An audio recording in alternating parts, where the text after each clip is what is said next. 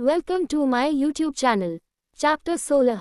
फिर सुचित जी साहिल की तरफ देखकर गुस्से से कहते हैं अंडरस्को, और तुम अगर अगली बार से ऐसी कोई भी भूल की तो याद रखना तुम्हारी जान हम खुद ले लेंगे, और ये बात तुम भी अच्छे से जानते हो हमारे लिए इस गद्दी से बड़ी कोई चीज़ नहीं है, और इस गद्दी के लिए हम किसी भी हद तक जा सकते हैं।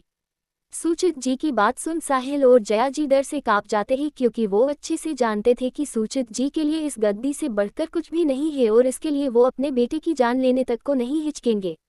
साहिल डरकर जल्दी से अपना सर हाँ में हिला देता है। सुचित जी एक नज़र गुस्से से उसे घूर वहां से चले जाते हैं। जया जी भी साहिल को अपना ध्यान रखने को बोल चली जाती है। अगली सुबह। आज की सुबह कुछ अलग सी थी। आज सभा हॉल में बहुत सारे लोग जमा थे। राजावत की सभा हॉल थोड़ी डिफरेंट थी। ये महल के दूसरे तरफ थी। यहाँ का इंटीरियर डिजाइन बहुत ही ज़्यादा खूबसूरत, लग्जूरियस एंड यूनिक थी। यहाँ की हर एक चीज़ में राजस्थान का गौरव में अतीत झलकता था। ये सभा हॉल बहुत बड़ा था। हॉल के सामने थोड़ा ऊपर की ओर दो बहुत ही खूबसूरत सिंहासन थे। ये सिंहासन ऐसे लगाए गए थे कि यहाँ से पूरा सभा हॉल आराम से दिख सकता था। इस सिंहासन से बरसों से राजावत खानदान का शासन चलता आ रहा है। इस सिंहासन के लिए ना जाने कितने ही खून बहाया गए हैं। सिंहासन के नीचे कई सारे सीटें लगी हुई थी, जहां अभी महेंद्र जी के साथ महेश जी और भी की लोग मौजूद थे। ये वो लोग थे जो बरसों से इस सिंहासन की सेवा करते आ रहे हैं। आज यहाँ पर पूरा राजावत परिवार मौजूद था, बस बच्चों और एकाक्ष, ओम और सिद्ध को छोड़कर। सभा हॉल में बैठे सभी लोग आज बहुत ज्यादा उत्सुक थे, क्योंकि आज पहली बार वो अपने हुक्म रानीसा को देखने वाले थी। लोगों के मन में अपने हुक्म रानीसा को लेकर काफी सवाल थे। कुछ लोग उनसे मिलने के लिए कुरियस भी थे, तो वही कई लड़कियां उससे काफी ज्यादा जालस थी। वो तो उसे देखे बिना ही उसकी कमियां निकालने लगे थे। थोड़ी देर बाद वहां पर एक आवाज गूंजती ही अंडरस्को, हुक्म रानीसा पधार रही है। ये सुन वहां पर बैठे सभी लोग खड़े हो जाते हैं। तभी घिरे घिरे सभी को वहां पायल की आवाज आने लगती है। पायल की आवाज सुन सभी का ध्यान उस आवाज की तरफ चला जाता है। सभी की नज़र भौमी पर जाती है, जो धीरे धीरे चलते हुए अंदर आ रही थी। भौमी को देख वहां पर मौजूद सभी लोगों की सांसें ही रुकने को आई थी। आखिर कोई इतना खूबसूरत कैसे हो सकता है। आज भौमी ने पीले रंग का राजस्थानी हैवी पोशाक पहनी हुई थी। लाइट मेकअप, गले में बड़ा सा रानी हार, दो हाथों में भरी भरी पीली और लाल चूड़ियां, उंगलियों में बड़ी बड़ी अंगूठियां, सर पर शिशफूल के साथ बड़ी सी रकड़ी, माथे पर बिंदी और नाक में बड़ी की गोल नथ जो उसकी ठुड्डी तक आ रही थी। और सबसे खूबसूरत उसकी वो ग्रीन आइज, जिसमें किसी प्रकार के डर या घबराहट का नामो निशान नहीं था, बल्कि एक कॉन्फिडेंस था। भौमी के चाल में एक रोब था। वो चलते हुए सिंहासन के पास आकर खड़ी हो जाती है, जहां पहले से ही प्रभा जी अपने हाथों में थाल लिए खड़ी थी। आज भौमी का हुक्म रानीसा के कर्तव्य के तौर पर पहला दिन था, इसलिए प्रभा जी ने सबसे पहले उसकी आरती उतार कर उसे तिलक लगाती है। फिर उस पर कुछ फूलों के साथ अक्षत की वर्षा करते हैं। अंत में प्रभा जी भौमी को एक तलवार देकर उसको उसके आसन पर बैठने को बोलती है।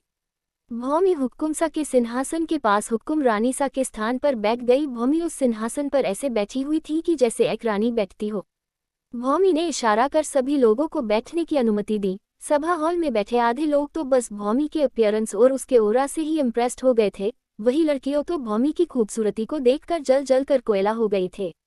वही साहिल जो कि सभा हॉल में खड़ा था, वो तो जब से भौमी आई थी तब से ही उसकी खूबसूरती में खोया हुआ था। उसके आंखों में भौमी के लिए हवस साफ साफ देखी जा सकती थी। सुचित जो कि साहिल के पास ही खड़ा था, वो अपने बेटे के मन के भावों को अच्छे से समझ गया था। उसने जोर से साहिल का हाथ प्रेस किया, जिसे दर्द के मारे साहिल अपनी ख्वाबों की दुनिया से वापस आ गया। सचित जी ने आंखों से ही उसे वार्निंग दी, जिसे समझ साहिल अपनी नजरें नीची कर लेता है। भौमी सभी से अपनी रोबदार आवाज में कहती है, अंडरस्को, अभी इस समय हुक्मसा किसी कार्य में व्यस्त होने के कारण यहाँ उपस्थित नहीं है। इस कार उनकी पत्नी और हुक्मरानी सा होने के नाते आज की कार्यवाही में करूंगी। ये सुन सभी लोग शौक हो जाते हैं। सभी लोगों के मन में बहुत सारे डाउट्स थे, और ये लाजमी भी है। आखिर कोई भी उसे जानता तक नहीं था, और ऐसे में उनका निर्णय लेना किसी को भी सही नहीं लग रहा था। लेकिन किसी ने कुछ नहीं कहा, क्योंकि सब ये बात जानते थे कि हुक्मसा की गैरहाजिरी में उनकी पत्नी ये जिम्मेदारी निभा सकती है। उसके मन के डाउट्स को भौमी अच्छे से समझ रही थी, पर उसने कुछ नहीं बोला। भौमी के कार्यवाही शुरू करने का आदेश दिया। सबसे पहले प्रतीक जी उठे। उन्होंने सबसे पहले भौमी को ग्रीट किया, फिर बोलना शुरू किया, अंडरस्को, हुक्म रानीसा, कुछ महीने पहले हमने मेहता कंपनी के साथ एक प्रोजेक्ट साइन किया था, जिसके मुताबिक हमारी कंपनी को मेहता कंपनी के साथ मिलकर हाईवे का निर्माण करना था, और इसमें उस प्रोजेक्ट की सारी डिटेल्स है। इतना बोल इन्होंने एक फाइल भौमी की तरफ बढ़ा दी। भौमी बड़े ध्यान से उस फाइल को रीड करने लगी। प्रतीक जी ने आगे बोला, अंडरस्को, इस प्रोजेक्ट के हिसाब से हम उन सभी लोगों को उनकी जमीन की कीमत का सही दाम देंगे जिनके जमीन के ऊपर से हम ये हाईवे बना रहे हैं। इस प्रोजेक्ट को राजावत कॉरपोरेशन से साहिल सिंह राजावत संभाल रहे थे, पर कुछ समय पहले हमें ये पता चला कि जिन लोगों की जमीन का दाम हमने दिया था उनमें से कि लोगों के पास वो पैसे पहुंचे ही नहीं, और जिनके पास पहुंच उन्हें उनकी तय पैसों से बहुत ही कम पैसे मिले। जब हमने इस मामले में खोजबीन शुरू की तब हमें ये पता चला कि उनके अकाउंट में पहुंचने वाले पैसे बीच में ही साहिल सिंह राजावत अपने अकाउंट में ट्रांसफर कर लेते थे, और इस काम में इनका साथ राजावत कॉरपोरेशन का अकाउंट डायरेक्टर साथ ही मेहता कंपनी के कुछ वर्कर देते थे। भौमी प्रतीक जी से, अंडरस्को, क्या आपके पास कोई सबूत है इस बात को साबित करने का? भौमी की बात सुन प्रतीक जी ने उसके सामने कई सारे सबूत पेश किए। इतने सबूत देख हॉल में बैठे सारे लोग हैरान हो जाते हैं। वही सूचित जी को अपने बेटे की बेवकूफ़ी पर बहुत गुस्सा आ रहा था। आखिर उनका बेटा इतना बड़ा बेवकूफ़ कैसे हो सकता है जो अपने पीछे इतने सारे सबूत छोड़ आया। भौमी उनकी बातों को बड़े ध्यान से सुन रही थी। लास्ट में भौमी साहिल की तरफ मुड़कर, अंडरस्को, क्या आपको अपने सफाई में कुछ कहना है? साहिल जल्दी, जी अंडरस्को, जी हुक्म रानीसा, ये सब हमने अपने लिए नहीं किया बल्कि हम तो लोगों की भलाई के बारे में सोच रहे थे। मैंने सोचा जब शेयर्स मार्केट में ये पैसे डबल हो जाए हैं तो हम उन लोगों को ज़्यादा पैसा दे पाएंगे, इसलिए हमने ये किया। साहिल की बात सुन सभी लोग उसकी बेशर्मिन देख हैरान हो जाते हैं। साफ साफ वो झूठ बोल रहा था। भौमी साहिल की तरफ बेहद ही कठोर आवाज में कहती, अंडरस्को, और आपको इतना अच्छा सोचने के लिए किसने कहा था मिस्टर साहिल सिंह राजावत? क्या आपने इतना नेक काम करने से पहले किसी को बताया था? क्या किसी की मंजूरी ली थी? भौमी के सवाल और कठोर आवाज सुन साहिल की बोलती बंद हो जाती है। भौमी आगे बोलती है, अंडरस्को, मिस्टर साहिल सिंह राजावत, वो पैसे आपके नहीं बल्कि उन आम लोगों के हक के पैसे थे जिन्होंने आप पर भरोसा कर अपनी जमीन आपको दी थी। आपका कोई हक नहीं बनता उन पैसों को लेकर कोई भी निर्णय लेने का। मिस्टर साहिल, आपने जो भी किया कि उसे अच्छा काम नहीं बल्कि चोरी कहते हैं।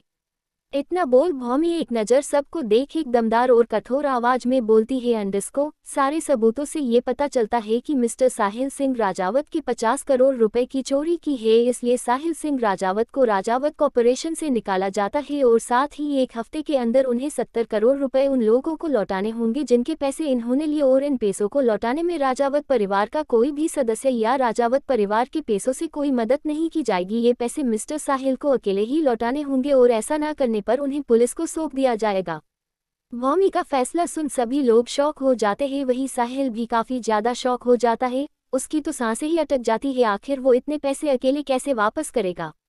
भौमी बाकी के एम्प्लॉयज जिन्होंने साहिल की मदद की थी उन्हें नौकरी से निकाल देती है और अब वो लोग इस पूरे देश में किसी भी कंपनी में जॉब नहीं कर सकते थे।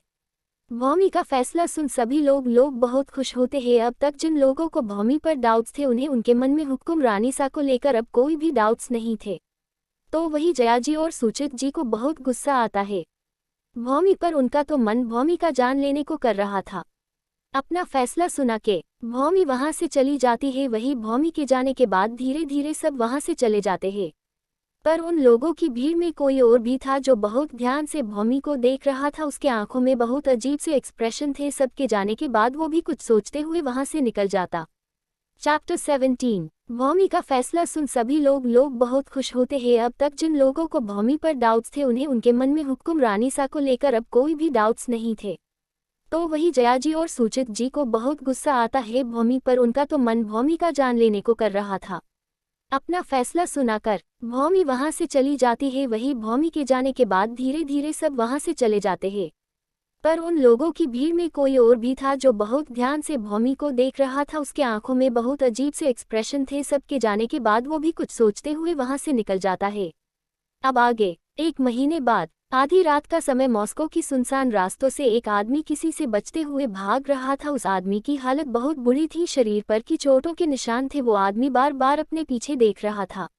अचानक से उसे अपने सामने से कई सारी लाइटें अपनी तरफ आती हुई दिखाई दी। उसने सामने देखो तो वहां से कई सारी ब्लैक कार्स उसके नजदीक आ रही थी। जैसे जैसे वो कार्स उसके करीब आ रही थे वैसे वैसे उस आदमी के चेहरे का रंग पीला पड़ता जा रहा था। घबराहट और डर के कारण उसके हाथ पैर कांपने लगे थे।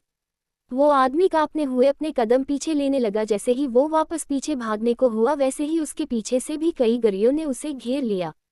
एक एक कर सारी कार्स उसके पास आकर रुक गई। सबसे पहले उनमें से ब्लैक कपड़े पहने आदमी उतरे। उन्होंने जाकर बीच वाली कार का गेट खोला बीच वाली कार से एक आदमी निकला जिसने एक ब्लैक टक्सीडो सूट पहन रखा था, बालों को जेल से अच्छे से सेट किया हुआ और हाथों में महंगी घड़ी पहन रखी थी। वो आदमी स्टाइल से चलता हुआ जाकर उस आदमी के सामने खड़ा हो जाता है जिसे पहले ही उसके बॉडीगार्ड्स ने पकड़कर घुटनों के बल बिठा दिया था। वो आदमी उसके सामने बैठे एक हाथ से उसका चेहरा ऊपर कर उसका मजाक बनाते हुए बोला, अंडरस्को अप्स तुम तो पकड़े गए। मैंने तो सोचा था तुम बहुत अच्छा भाग लेते हो, पर तुम तो कुछ ज्यादा ही जल्दी मेरे पकड़ में आ गए। कहीं तुम्हें मैं पंसद तो नहीं आ गया इसलिए तुम मुझे छोड़कर नहीं जा पा रहे हो। फिर वो कुछ सोचकर अपने बालों में हाथ फेर अपनी तारीफ करते हुए बोला, अंडरस्को हाँ हम समझ सकते हैं तुम्हारी फीलिंग्स को। आखिर आदवन रॉय है ही इतने हैंडसम कि कोई भी हम पर फिदा हो जाए, बट सॉरी यार हमें लड़कों में कोई इंटरेस्ट नहीं है। वही आदवन के सभी बॉडीगार्ड्स उसकी बातें सुन अपनी आंखें रोल कर लेते हैं। आखिर वो सब अपने बॉस को अच्छे से जानते थे कि उनके बॉस को अपने हैंडसमनेस से कितना ऑब्सेशन है।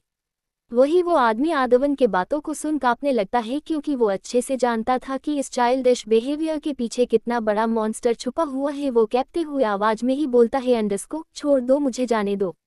उस आदमी की बात सुन आदवन मुंह फुलाते हुए बोलता है, अंडरस्को अरे मैं तुमसे इतनी अच्छी अच्छी बातें कर रहा हूँ और तुम जाने की बात कर रहे हो, दिस इज नॉट फेयर।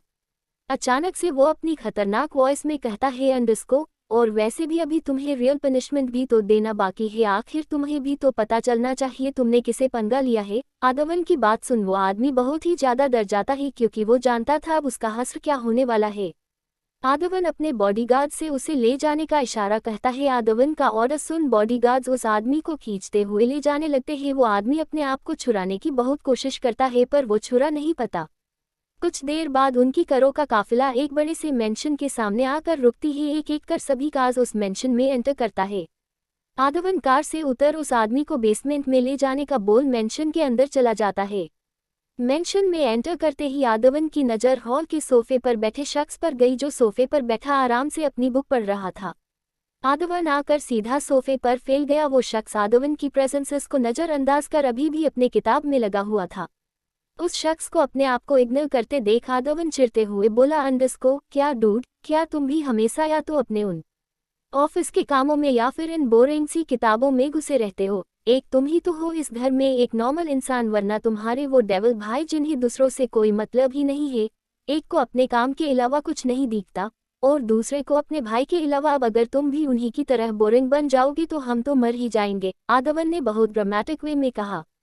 आदवन की फालतू बातें सुन सिद्ध ने अपनी बुक एक तरफ रख अपनी आंखों से ग्लासेस उतार आदवन की तरफ देखकर कहते हैं, अंडरस्को पहली बात तो आदवन आप हमारे नहीं बल्कि एकाक्ष भाई सा के दोस्त हैं, और दूसरी बात खबरदार आपने हमारे भाइयों के बारे में कुछ भी कहा तो वरना हम भाई सा को बोलकर आपको अफ्रीका के जंगलों में भेज देंगे।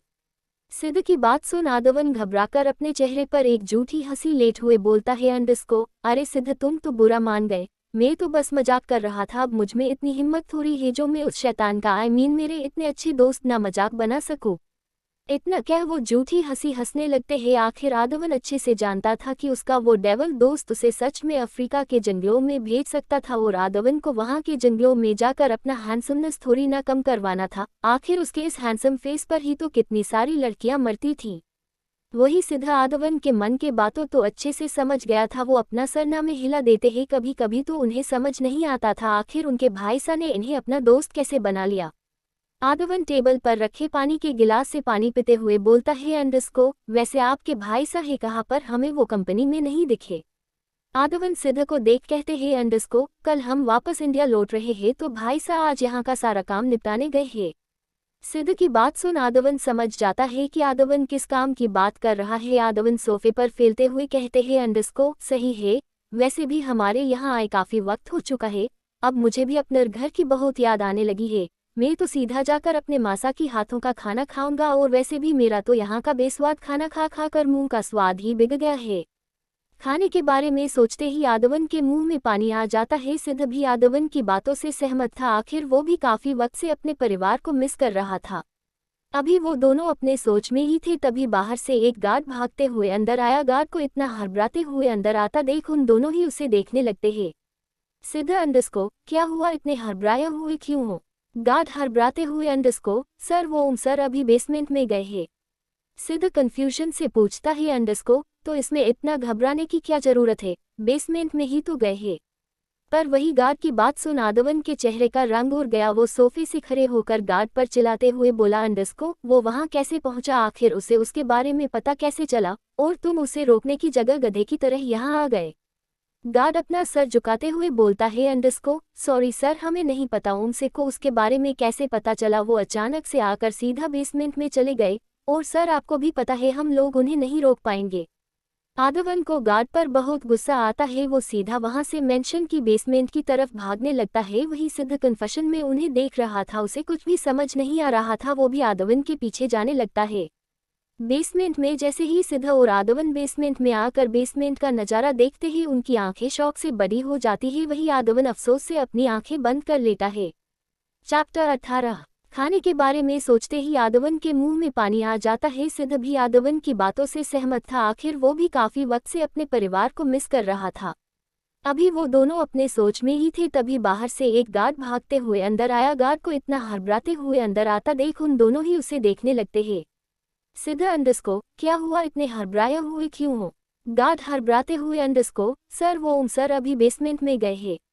सिद्ध कंफ्यूजन से पूछता है, अंडरस्को, तो इसमें इतना घबराने की क्या जरूरत है? बेसमेंट में ही तो गए हैं। पर वही गार्ड की बात सुन आदवन के चेहरे का रंग उड़ गया। वो सोफे से खड़े होकर गार्ड पर चिल्लाते हुए बोला, अंडरस्को, वो वहां कैसे पहुंचा? आखिर उसे उसके बारे में पता कैसे चला? और तुम उसे रोकने की जगह गधे की तरह यहाँ आ गए। गार्ड अपना सर झुकाते हुए बोलता है, अंडरस्को, सॉरी सर, हमें नहीं पता उनसे को उसके बारे में कैसे पता चला। वो अचानक से आकर सीधा बेसमेंट में चले गए। और सर, आपको भी पता है हम लोग उन्हें नहीं रोक पाएंगे। आदवन को गार्ड पर बहुत गुस्सा आता है। वो सीधा वहां से मेंशन की बेसमेंट की तरफ भागने लगता है। वही सिद्ध कन्फेशन में उन्हें देख रहा था। उसे कुछ भी समझ नहीं आ रहा था। वो भी आदवन के पीछे जाने लगता है। बेसमेंट में जैसे ही सिद्ध और आदवन बेसमेंट में आकर बेसमेंट का नज़ारा देखते ही उनकी आंखें शौक से बड़ी हो जाती है। वही आदवन अफसोस से अपनी आंखें बंद कर लेता है। अब आगे पूरे बेसमेंट के फर्श पर खून बिखरा हुआ था। सामने उस आदमी की लाश पड़ी थी, वो भी बहुत बुरी हालत में। शायद कोई उसे एक नज़र में देख भी ना पाए। वही ओम साइड में खड़ा अपना खून से सना हाथ पोंछ रहा था। उसका पूरा शरीर खून से सना हुआ था। उसे देख साफ साफ पता चल रहा था आखिर यहाँ क्या हुआ होगा। सिद्ध और आदवन जल्दी से उसके पास भागते हुए आते हैं। आदवन सामने के हालत देख गुस्से से ओम की तरफ देखते हुए कहता है, अंडरस्को, ये क्या किया तुमने ओम? क्या तुम्हारा दिमाग खराब हो चुका है? आखिर तुमने उसकी जान क्यों ली?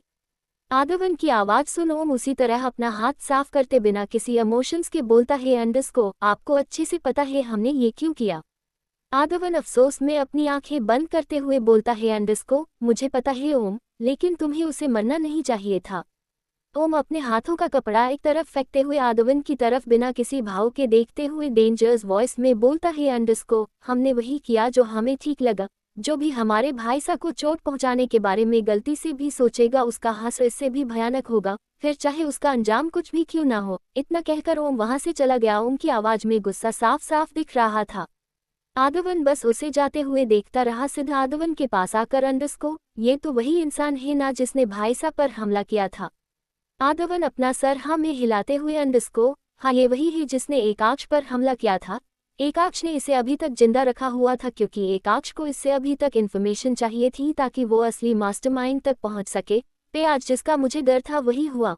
ओम ने इसकी जान ले ली, अब पता नहीं आगे क्या होगा। आदवन बहुत टेंशन में ये बोलता है। आदवन की बात सुन सिद्ध भी परेशान हो जाता है।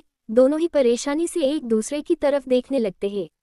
दूसरी तरफ एक घने से जंगल के अंदर भारी बारिश में एक शख्स ऊपर से लेकर नीचे तक काले कपड़ों में ढका हुआ खड़ा था। उसके हाथ में खून से सना हुआ खंजर था जिससे अभी भी पानी की तरह खून की बूंदें टपक रही थी। वो अपने सामने मौजूद लाशों को देख रहा था। उन सब लाशों की हालत बहुत बुरी थी। किसी का सर गायब था तो किसी का पैर, हर तरफ सिर्फ खून ही खून फैला हुआ था। वो शख्स के होठों पर एक खतरनाक स्माइल लिए, अंडरस्को, चच मना किया था ना हमसे मत उलझे, पर किसी ने भी हमारी बात नहीं सुनी। अब देखिए क्या हालत हो गई है सबकी। फिर वो बहुत ही डेंजर एंड मिस्टीरियस टोन में बोलता है, अंडरस्को, हम चुप थे तो उन लोगों ने सोचा खेल खत्म हो गया है, पर उन्हें नहीं पता जो खेल सालों पहले उन लोगों ने शुरू किया था उस खेल को खत्म हम करने। अब इस खेल को वैसे ही खेला जाएगा जैसा हम चाहते हैं। इस खेल के बादशाह हम हैं, सिर्फ हम। इतना कह वो तेज तेज शैतानों की तरह हंसने लगा। वो हंसते हुए ही बोलता है, अंडरस्को, सबकी मात होंगी इसके खेल में, सबकी। कोई नहीं बचेगा अब हमसे, हा हा हा। उसकी भयानक हंसी पूरे जंगल में गूंजने लगती है। उसकी हंसी इतनी भयानक थी कि किसी का भी रूह कांप जाए। कुछ घंटों बाद एकाक्ष के मेंशन के हॉल के बीचों बीच सिद्ध, आदवन और ओम अपना सर झुकाए खड़े हुए थे। वही हॉल के सोफे पर एक शख्स रोब से अपने एक पैर पर दूसरा पैर चढ़ाकर राजा की तरह बैठा हुआ था। उसने कैजुअल सा आउटफिट पहना हुआ था, पर इस आउटफिट में भी वो इतना ज्यादा हैंडसम लग रहा था कि कोई भी उसका दीवाना बन जाए। सांवला सा रंग, पतले गुलाबी होंठ, अट्रैक्टिव और कसी हुई बॉडी, हाइट तकरीबन 6.9 इंच, गले में रुद्राक्ष की माला, एक हाथ में जेमस्टोन्स रिंग्स, हल्के ब्राउन कर्ली हेयर्स जो उसके कान से नीचे तक आते थे, फेस पर हल्की की बियर्ड जो उसको एक ग्रीक गॉड से कम नहीं बना रही थी। उसके चेहरे पर इतना तेज था कि सामने वाला उसे सह भी ना पाए। ये है राजस्थान के हुक्मसा एकाक्ष सिंह राजावत। एकाक्ष अपने हेजल ब्राउन आई से सामने खड़े ओम को घूर रहा था। उसके चेहरे पर कोई इमोशंस शो नहीं हो रहे थे, पर वहां मौजूद तीनों ही लोग एकाक्ष के गुस्से को समझ गए थे। आदवन एकाक्ष को समझाने के लिए बोलता है अंडस्को एकाक्ष वो। इससे आगे वो कुछ बोलता एकाक्ष उसे अपना हाथ दिखाकर रोक देता है। एकाक्ष ओम की तरफ देखते हुए कठोर आवाज में बोलता है अंडस्को किसके कहने पर आपने उसकी जान ली। एकाक्ष की बात सुनकर भी ओम उसी तरह अपना सर झुका कर चुप खड़ा रहता है। ओम को कुछ ना बोलता देख एकाक्ष अब थोड़ी तेज आवाज में बोलता है अंडस्को हम आपसे कुछ पूछ रहे हैं ओम, आपने किसके कहने पर उसकी जान ली। ओम उसी तरह अपना सर झुकाकर बोलता है अंडस्को किसी के कहने पर नहीं, हमने वही किया जो हमें सही लगा। ओम की बात सुन एकाक्ष को अब गुस्सा आ जाता है। वो उसी तरह कठोर वॉइस में बोलता है अंडस्को और आपको ये हक किसने दिया कि आप अपनी मर्जी से फैसले कर सके। एकाक्ष की बात सुन ओम को थोड़ा बुरा लगता है, पर वो कुछ नहीं बोलता। एकाक्ष आगे बोलते हुए अंडस्को ओम सिंह राजावत क्या आपको अंदाजा भी है आपने क्या किया है। आपने हमारी इतने दिन की मेहनत बर्बाद कर दी है और इसकी सजा आपको मिलकर रहेगी। एकाक्ष की बात सुन आदवन जल्दी से बोलता है अंडस्को एकाक्ष मेरी बात सुन ओम अभी छोटा है ना समझे, उससे जो हुआ गलती से हुआ उसे माफ कर दे। सिद्ध भी जल्दी से ओम का बचाव करते हुए बोला अंडस्को आदवन सही बोल रहे हैं भाई सा, ओम अभी बहुत छोटा है, उससे जो हुआ अनजाने में हुआ, प्लीज उसे पनिशमेंट मत दीजिए। एकाक्ष दोनों की बात सुन उसी तरह स्ट्रिक्ट टोन में बोला अंडस्को वो अभी इतना भी छोटा नहीं है जो उसे सही गलत का पता ना हो, वैसे भी हमें नहीं लगता उन्हें अपनी गलती का पछतावा भी है और आप दोनों उनको हर बार बचाना बंद कीजिए। एकाक्ष उसके साइड में खड़े शेरा को ओम को ले जाने का इशारा करते हैं। ओम बिना कुछ बोले शेरा से साथ चला जाता है। वही सिद्ध और आदवन परेशान हो जाते हैं क्योंकि वो जानते थे ओम की पनिशमेंट आसान नहीं होने वाली है। एकाक्ष दोनों से अंडस्को जाइए आप दोनों तैयार हो जाइए, हमें सुबह ही राजस्थान के लिए निकलना है। इतना कह वो बिना किसी पर ध्यान दिए वहां से अपने रूम में चला जाता है। चैप्टर 19। एकाक्ष की बात सुन आदवन जल्दी से बोलता है अंडस्को एकाक्ष मेरी बात सुन ओम अभी छोटा है ना समझे, उससे जो हुआ गलती से हुआ उसे माफ कर दे। सिद्ध भी जल्दी से ओम का बचाव करते हुए बोला अंडस्को आदवन सही बोल रहे हैं भाई सा, ओम अभी बहुत छोटा है, उससे जो हुआ अनजाने में हुआ, प्लीज उसे पनिशमेंट मत दीजिए। एकाक्ष दोनों की बात सुन उसी तरह स्ट्रिक्ट टोन में बोला अंडस्को वो अभी इतना भी छोटा नहीं है जो उसे सही गलत का पता ना हो, वैसे भी हमें नहीं लगता उन्हें अपनी गलती का पछतावा भी है और आप दोनों उनको हर बार बचाना बंद कीजिए। एकाक्ष उसके साइड में खड़े शेरा को ओम को ले जाने का इशारा करते हैं। ओम बिना कुछ बोले शेरा से साथ चला जाता है। वही सिद्ध और आदवन परेशान हो जाते हैं क्योंकि वो जानते थे ओम की पनिशमेंट आसान नहीं होने वाली है। एकाक्ष दोनों से अंडस्को जाइए आप दोनों तैयार हो जाइए, हमें सुबह ही राजस्थान के लिए निकलना है। इतना कह वो बिना किसी पर ध्यान दिए वहां से अपने रूम में चला जाता है। अब आगे सुबह का वक्त राजस्थान। भोर की खूबसूरत किरणों के साथ जैसलमेर की रेत सोने की तरह चमक रही थी। हर तरफ चिड़िया की मधुर चाहत की आवाज आ रही थी। इसी आवाज के साथ कहीं दूर एक छोटे से माँ भवानी के मंदिर में भोर की पहली पूजा की शंख और घंटियों की आवाज आ रही थी। माँ भवानी की मूर्ति के सामने एक औरत राजस्थानी लिबास पहने अपने दोनों हाथ जोड़ खड़ी थी। कुछ देर बाद माँ की पूजा खत्म कर गर्भगृह से एक काफी वृद्ध पंडित जी बाहर निकलते हैं। पंडित जी उस लड़की को पूजा की थाल और प्रसाद देते हुए बोलते हैं अंडस्को पिछले 1 महीने से आप रोजाना इस मंदिर में सबसे पहले पूजा करने आती हो, क्या कुछ ऐसा है जो आप इनसे मांगना चाहती हो। पंडित जी की बात सुन उस लड़की के होठों पर हल्की सी मुस्कान आ जाती है। अंडस्को पंडित जी माँ से कुछ मांगने की जरूरत नहीं होती, माँ अपने बच्चों की हर इच्छाओं को बहुत अच्छे से जानती है और मुझे तो इन्होंने बिना कुछ बोले ही इतना कुछ दे दिया है कि जिसकी मैंने कभी उम्मीद भी नहीं की थी। कभी कभी तो हमें ये सब कुछ एक सपना सा लगता है। अब तो माँ से बस एक ही कामना है, वो सभी को खुश रखे। इतना कह उसने पंडित जी के पैर छूकर वहां से चली जाती है। पंडित जी उसे जाते हुए देख बोले, अंडस्को, जो होता है माँ की इच्छा से ही होता है, और आगे जो होगा वो भी इनकी इच्छा से ही होगा। पंडित जी माँ की मूर्ति हो प्रणाम कर अपना कार्य करने लगे। आज राजावत महल में काफी चहल पहल थी, क्योंकि आज सबकी छुट्टी थी, इसलिए आज पैलेस के हॉल में पूरा परिवार बैठा एक दूसरे से बातें करते हुए चाय पी रहा था। तभी भौमी अपने हाथ में पूजा की थाल लिए महल के अंदर आती है। भौमी को देख संध्या जी, अंडस्को, भौमी आप आ गई मंदिर से पूजा करके, कैसी रही आपकी पूजा? भौमी संध्या जी को देख प्यारी सी स्माइल देकर, अंडस्को, अच्छी रही चाची सा। इतना बोल भौमी पूजा की थाल मंदिर में रख आती है। भौमी सभी को प्रसाद देने लगती है। प्रतीक जी प्रसाद लेते हुए, अंडस्को, बेटा आपका कॉलेज कैसा चल रहा है? कोई परेशानी तो नहीं है ना आपको वहाँ? भौमी मुस्कुराते हुए, अंडस्को, नहीं चाचोसा, कॉलेज में मुझे कोई दिक्कत नहीं है। प्रतीक जी मुस्कुराते हुए, अंडस्को, चलो अच्छी बात है, अगर आपको कोई भी परेशानी हो तो आप बिना किसी झिझक के हमें बता सकती है, समझिए आप। भौमी मुस्कुराते हुए अपना सर हाँ में हिला देती है। इस एक महीने में भौमी पूरी तरह इस जीवन में ढल चुकी थी। भौमी अब इस परिवार अपना परिवार मानने लगी थी। वही परिवार के बाकी लोग भी भौमी से काफी घुल मिल गए थे। संध्या और प्रतीक जी तो भौमी को अपनी बेटी की तरह प्यार करते थे। वही उस दिन के बाद से जया जी की नफरत भौमी के लिए हद से ज्यादा बढ़ गई थी। वो तो सिर्फ एक मौका ढूंढ रही थी भौमी को उसकी औकात दिखाने का, पर परिवार वालों की वजह से वो ज्यादा कुछ कर नहीं पा रही थी, जिस बात का उन्हें बहुत खुन्नस था। भौमी बाकी के परिवार वालों को भी प्रसाद देती है। सुचित जी और जया जी अनमने ढंग से प्रसाद ले लेते हैं। जब भौमी साहिल को प्रसाद देने जाती है तब साहिल उसे अजीब नजरों से देखते हुए अपना हाथ आगे बढ़ाता है। भौमी उसे प्रसाद देकर वहां से चली जाती है। भौमी भी सबके बीच आकर बैठ जाती है। मितुल जी चाय की चुस्की लेते हुए, अंडस्को, वाह संध्या भाभी सा, आपके हाथों में तो जादू है। सच में इतने साल हो गए पर आज भी आपके हाथों की चाय के बिना तो दिन ही शुरू नहीं होता। महेंद्र जी अपना सर हाँ में हिलाते हुए, अंडस्को, सही कहा मितुल ने, जब तक संध्या बहू के हाथों की चाय ना पी ले तब तक लगता ही नहीं आज दिन भी शुरू हुआ है। संध्या जी हंसते हुए, अंडस्को, बस करिए हमारी तारीफ करना।